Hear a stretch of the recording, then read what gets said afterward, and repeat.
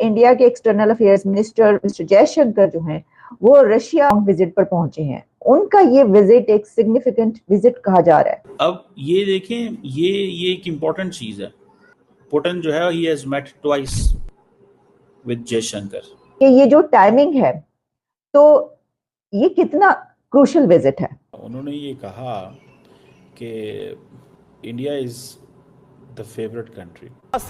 NSA Ajit Doval की चीन यात्रा, चीन के विदेश मंत्री वांग यी से अहम मुलाकात होने वाली है। यहाँ पे फिर आप पाकिस्तान की सिचुएशन क्या देखते हैं? क्योंकि लेकिन उसमें जो इंटरेस्टिंग पॉइंट हमारे लिए, पाकिस्तान के लिए, वो ये है कि अजीत डोवल साहब एनएसए जो हैं वो वहां पे थे। सऊदी अरब से 15,500 के करीब पाकिस्तानियों को निकाला गया। ये बात आपने जहन में रखनी है कि ये जुलाई से मार्च से जुलाई तक के जो नंबर्स हैं वो मैं बता रहा हूं। ये इन्वेस्टमेंट करते हैं हिंदुस्तान में जो चौथी बड़ी मईशत बन रहा है। अब भारत में देखें टेक्नोलॉजी, पेट्रोकेमिकल, आरामको, ये सारे अरबों डॉलर्स के हकीकी मुआहदे उन्होंने किए हुए हैं।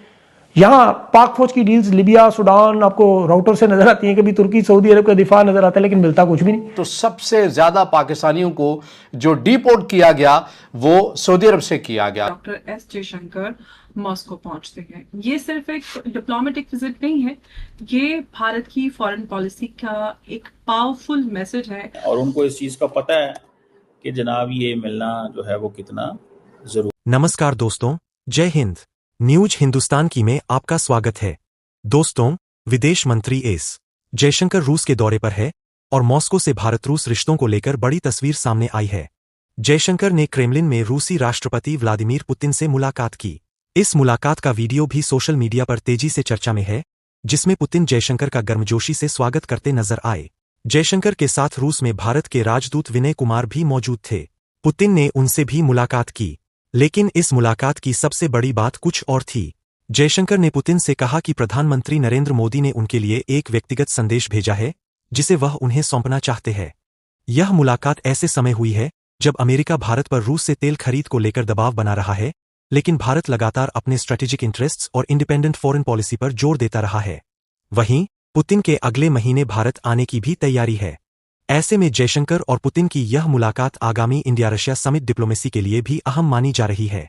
यानी एक तरफ अमेरिका का प्रेशर, दूसरी तरफ रूस के साथ भारत की हाई लेवल डिप्लोमेसी, और इसी बीच क्रेमलिन में मोदी का संदेश लेकर पहुंचे जयशंकर। अब देखना होगा कि आने वाले इंडिया रशिया समिट में पीएम मोदी और पुतिन के बीच कौन से बड़े स्ट्रेटेजिक फैसले सामने आते हैं। आपको क्या लगता है, क्या भारत रशिया के मामले में अमेरिकी प्रेशर के बावजूद अपनी इंडिपेंडेंट फॉरेन पॉलिसी जारी रखेगा? कमेंट में अपनी राय जरूर बताइए। वीडियो लाइक करें, शेयर करें और न्यूज हिंदुस्तान की को सब्सक्राइब करना न भूलें। जय हिंद, जय भारत। एक ऐसी दुनिया में जहां अमेरिका और रशिया स्ट्रेटेजिक राइवल्स हैं, उसी वक्त में जब इंडिया के external affairs minister doctor S Jaishankar Moscow पहुंचते हैं, ये सिर्फ एक डिप्लोमेटिक विजिट नहीं है, ये भारत की फॉरेन पॉलिसी का एक पावरफुल मैसेज है कि भारत किसी भी कैंप में बढ़ने के लिए रेडी नहीं है। बल्कि ये कहना चाहिए कि जिस तरह से एस जयशंकर साहब रशिया के 2 डे विजिट पर हैं, 27 की हम बात करें, इंडिया रशिया जो है वो इंटर गवर्नमेंटल कमीशन को रशिया जो है first deputy prime minister Denis के साथ में को चेयर करेंगे। उनकी जो Russian foreign minister Sergey Lavrov है, उससे भी मीटिंग होनी है, जहां बायलैटरल, रीजनल और जो ग्लोबल इशू है उस पर डिस्कशन एक्सपेक्टेड है, जिस तरह से रिपोर्ट्स आ रही हैं। अब सवाल ये है कि मॉस्को क्यों, और जो अभी समय है वो, क्योंकि टाइमिंग बहुत इंपॉर्टेंट होती है जियोपॉलिटिक्स में। एक तरफ वेस्ट रशिया को इकोनॉमिकली आइसोलेट करने के लिए जो पॉलिसी है वो फॉलो कर रहा है, दूसरी तरफ भारत रशिया के साथ अपने हिस्टोरिक रिलेशनशिप को मेंटेन करते हुए ट्रेड, टेक्नोलॉजी और स्ट्रेटेजिक कॉर्पोरेशन को एक्सपेंड करना चाहता है।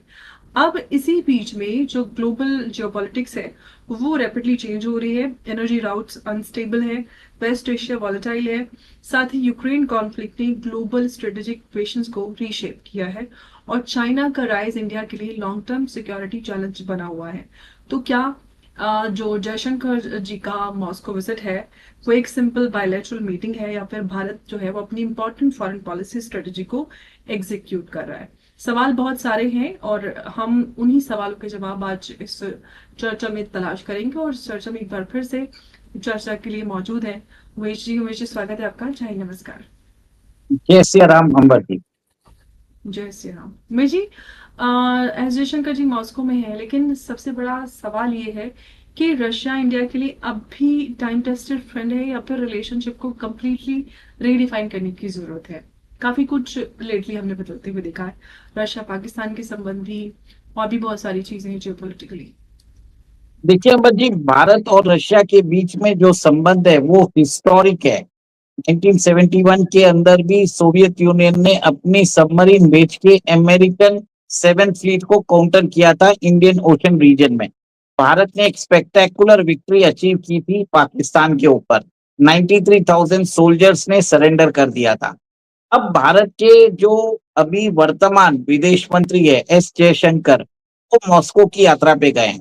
देखिए, एक तरह तो इसको इंटर गवर्नमेंटल जो है वो एक तरह से बताया जा रहा है, पर ये एक तरह से स्ट्रेटेजिक पार्टनरशिप कोऑपरेशन इन वाइड एरियाज ऐसे बिल्डअप करने का एक तरह से एस जयशंकर ट्राई कर रहे हैं।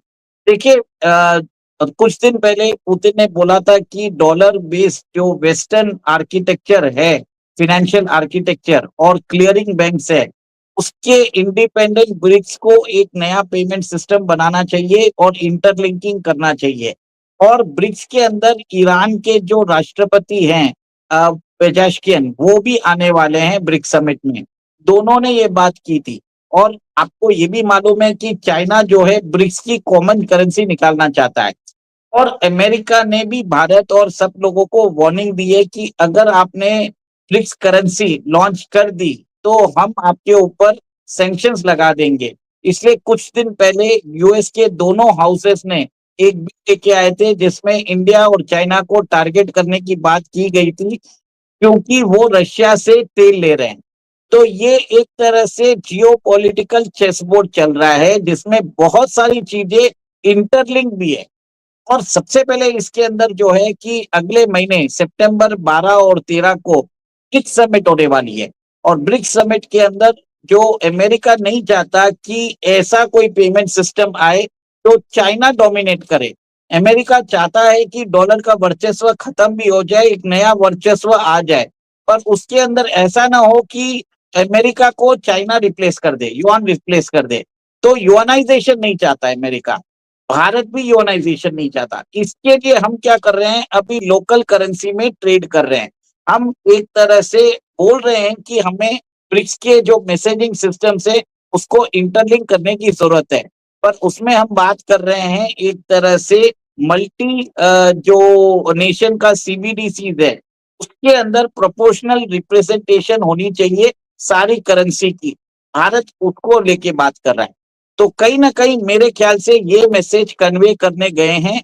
और इसी के ऊपर एक तरह से भारत जो है बैलेंस करना चाहता है अपने टाइस विद अमेरिका, अपने टाइस विद रशिया, और ब्रिक्स के अंदर जो अपना इन्फ्लुएंस है वो भी बढ़ाना चाहता है। तो ये बहुत ही डेलिकेट वाला चीज है जिसको बैलेंसिंग करना बहुत मुश्किल है। देखिए, अगले महीने स्को समिट जो है होने वाली है शायद कजाक